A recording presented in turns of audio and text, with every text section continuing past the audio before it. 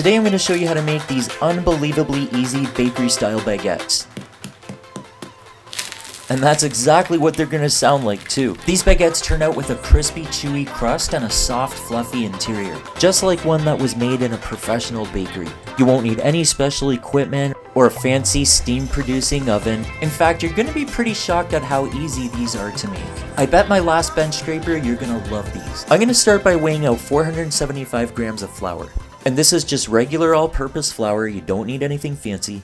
And then I'm going to sprinkle in 3 grams of yeast and 360 grams of water. Mix this together until you get a sticky dough. If it's feeling like there's too much flour, don't be tempted to add more water. These measurements will make your dough just right.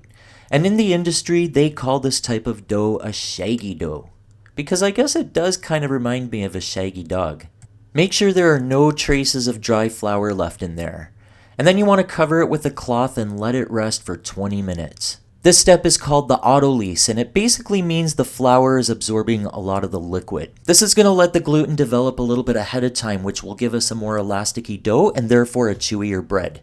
Now I'm going to sprinkle in 9 grams of salt, and then trickle a few drops of water on top just to help dissolve that salt. And now we're going to do our first set of what we call stretch and fold. You want to reach down right to the bottom of the dough and pull it up as high as you can without it ripping, and then drop it onto itself.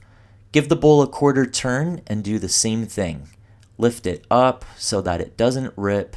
You want to go as high as you can and then drop it onto itself. Do this 4 times all the way around the dough. Dipping your hands in water will prevent the dough from sticking to your fingers. If you're new to my channel and you're enjoying this recipe, then please consider hitting that subscribe button along with that little notification bell. That way you'll never miss a recipe whenever I upload, and it's totally free. Once you've stretched and folded 4 sides of the dough, cover it up and let it rest for 25 to 30 minutes.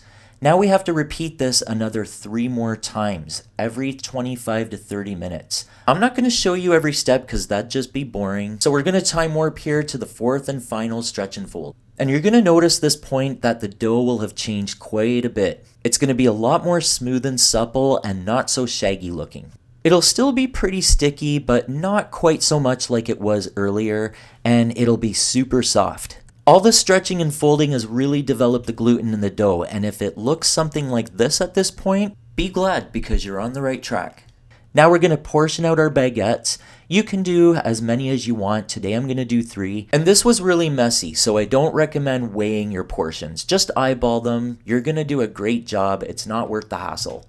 Let these rest on a well-floured surface with a cover for 15 minutes. Once they've had a chance to relax, you're ready to start shaping your first baguette.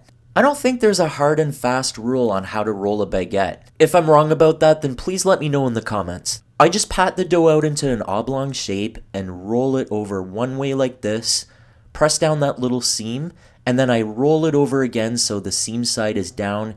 If I get a little sticking, then I just take a bench scraper and kind of go underneath it like that. And then you just roll it like you think you would, into a baguette shape. Some people like to taper the ends, but I do not. Keep in mind that we're going to let these proof until they're 1.5 times their size, so roll accordingly. And now you'll want to transfer your baguettes onto parchment paper.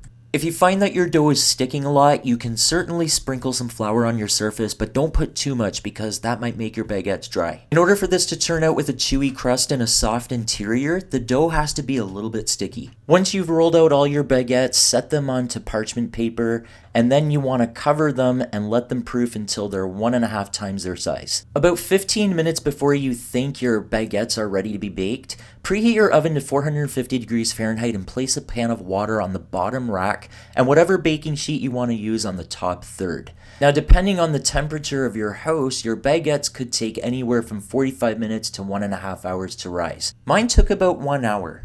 And now I'm going to brush some water on the baguettes and make some slits on the top using a razor blade. Do this as soon as you know your oven's preheated, and once it is, take out that hot baking sheet and slide the whole entire paper with the baguettes right onto it.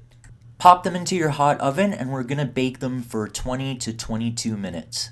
5 minutes into baking, you want to take them out and give them a quick brush with water. You could also mist the inside of the oven with a spray bottle, but I always just like to do it this way. So brush or mist with water one more time during the baking, and then 22 minutes later, this is what they're going to look like. They should be nice and golden brown and sound hollow when you tap on them. And even though you should always cool a baguette completely before breaking into it, I think today can be an exception.